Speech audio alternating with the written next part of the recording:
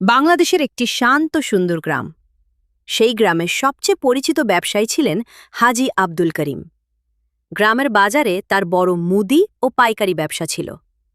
সৎভাবে ব্যবসা করে তিনি অনেক সম্মান অর্জন করেছিলেন। টাকার কোনো অভাব ছিল না, কিন্তু তার সবচেয়ে বড় সম্পদ ছিল একমাত্র মেয়ে মেহরিন। মেহরিনকে একবার দেখলে দ্বিতীয়বার না তাকিয়ে থাকা কঠিন ছিল।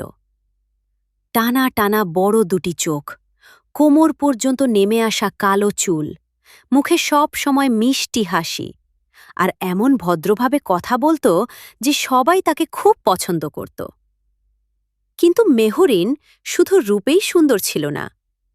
ভোরে ঘুম থেকে উঠে নামাজ পড়ত, মায়ের সঙ্গে রান্নাঘরে কাজ করত, বাবার দোকানের হিসাব লিখে দিত, ছোটদের পড়াত, গ্রামের অসুস্থ বৃদ্ধাদের খোঁজ নিত।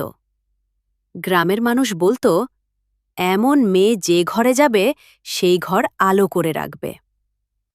তবে এই এত সৌন্দর্য আর গুণের মাঝেও ছিল একটি ছোট ত্রুটি। ছোটবেলায় খেলতে গিয়ে একটি দুর্ঘটনায় তার ডান পায়ের একটি আঙুল কেটে ফেলতে হয়েছিল। হাঁটতে কোনো সমস্যা হতো না, বাইরে থেকে বোঝাও যেত না, কিন্তু বিষয়টি সত্য ছিল। এটা নিয়ে মেহরিন কখনো অভিযোগ করেনি, বরং সে বলতো, আল্লাহ আমাকে অনেক কিছু দিয়েছেন, একটা ছোট জিনিস না থাকলেও আমি কৃতজ্ঞ। মেয়ের এই কথায় বাবা মায়ের চোখ ভিজে উঠত। সময় গড়াতে লাগল, মেহরিনের বিয়ের বয়স হল। একদিন শহরের একটি শিক্ষিত ও ধনী পরিবার থেকে খবর এলো, ছেলেটি ব্যাংকে চাকরি করে। সবাই খুব খুশি। সেদিন সকাল থেকেই বাড়িতে ব্যস্ততা শুরু হয়ে গেল। উঠোন ঝাড়ু দেয়া হলো, নতুন পর্দা লাগানো হলো, রান্নাঘরে পোলাও, রোস্ট, কোরমা, কাবাব, দই, মিষ্টি, কত আয়োজন। মেহরিনের মা বারবার বলছিলেন, মা, আজ যেন সব কিছু সুন্দরভাবে হয়। মেহরিন শুধু হেসে বলল, যা আল্লাহর ইচ্ছা তাই হবে। বিকেলে ছেলেপক্ষ এলো। মেহরিন ট্রেতে করে চা নাস্তা নিয়ে ঘরে ঢুকতেই সবাই কিছুক্ষণ চুপ হয়ে গেল। একজন খালা ফিসফিস করে বললেন, মেয়েটা তো ছবির মতো সুন্দর। আরেকজন বললেন, এত ভদ্রভাবে কথা বলে, আজকাল এমন মেয়ে কোথায়? ছেলের মা হাসি মুখে বললেন, মাশাআল্লাহ, খুব ভালো লাগল। এরপর মেহরিনের মা গর্ব করে বলতে শুরু করলেন, আমার মেয়ে কখনো আমাদের কথা অমান্য করেনি। রান্না জানে, সেলাই জানে, কোরআন পড়ে, পড়াশোনাও করেছে। আমাদের কাছে ও চাঁদের চেয়েও সুন্দর। বাবাও যোগ করলেন, আমাদের মেয়ের মতো মেয়ে পাওয়া সত্যিই ভাগ্যের ব্যাপার।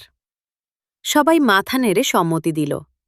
কিন্তু বিদায় নেওয়ার সময় ছেলের এক আত্মীয়া লক্ষ্য করলেন, মেহরিনের এক পায়ের একটি আঙুল নেই। বাড়ি ফেরার পথে গাড়ির ভেতর আলোচনা শুরু হল। একজন বললেন, মেয়েটার মতো গুণবতী মেয়ে খুব কম দেখা যায়। আরেকজন বললেন, সব ঠিক আছে, কিন্তু ওই ত্রুটিটা আমার ভালো লাগেনি। ছেলের মা দীর্ঘশ্বাস ফেলে বললেন, হ্যাঁ, মনটা সেখানেই আটকে আছে। ছেলেটি চুপ করেছিল। 2 দিন পর খবর এলো, এই বিয়েটা আমরা করতে পারছি না, কারণ মেয়ের পায়ের একটি আঙুল নেই। খবরটা শুনে মেহরিনের মা অনেকক্ষণ নিশ্চুপ বসে রইলেন। চোখের পানি মুছতে মুছতে বললেন, একটা আঙুল না থাকায় যদি এত বড় সমস্যা হয়, তাহলে আমার মেয়ের 1000টা ভালো গুণ তারা দেখল না। বাবা জানালার বাইরে তাকিয়ে ধীরে ধীরে বললেন, মানুষ নিজের জিনিসের ত্রুটি কখনো বড় করে দেখে না, কারণ ভালোবাসা ত্রুটি দেখে না, মানুষকে দেখে। কিন্তু অনেক মানুষ অন্যের ক্ষেত্রে ঠিক উল্টোটা করে। মেহরিন বাবার পাশে গিয়ে বলল, আব্বু, মন খারাপ করবেন না। যে মানুষ একটা ছোট ত্রুটির জন্য আমাকে ফিরিয়ে দিতে পারে, সে হয়তো কোনোদিন আমার মনটাকেও বুঝতে পারত না। বাবা মেয়ের মাথায় হাত রেখে শুধু বললেন, আজ তুই আমাকে অনেক বড় শিক্ষা দিলি। 6 মাস পর আরেকটি সম্বন্ধ এলো। ছেলেটি ছিল একজন স্কুল শিক্ষক। সব কিছু জানার পরও সে শুধু একটি কথা বলেছিল, আমি একজন মানুষের চরিত্রকে বিয়ে করতে চাই, তার শরীরের একটি আঙুলকে নয়। সেই পরিবার মেহরিনকে সম্মান দিয়ে ঘরে তুলেছিল। বিয়ের দিন বিদায়ের সময় মেহরিনের মা কাঁদছিলেন। তখন জামাই মায়ের হাত ধরে বলল, আপনার মেয়ের কোনো ত্রুটি নেই, বরং সে আমাদের পরিবারের সবচেয়ে বড় সৌভাগ্য। সেদিন হাজী আব্দুল করিমের চোখে আনন্দের জল নেমে এসেছিল। তিনি মনে মনে বললেন, পৃথিবীতে এখনও ভালো মানুষ আছে, শুধু তাদের খুঁজে পেতে একটু সময় লাগে। শিক্ষা: মানুষের শরীরে ছোটখাটো ত্রুটি থাকতে পারে, কিন্তু চরিত্র, মানবিকতা আর গুণই একজন মানুষের আসল সৌন্দর্য। যে মানুষ একটি ছোট অপূর্ণতার কারণে হাজারো গুণকে অস্বীকার করে, সে আসলে একজন ভালো মানুষকেই হারিয়ে ফেলে।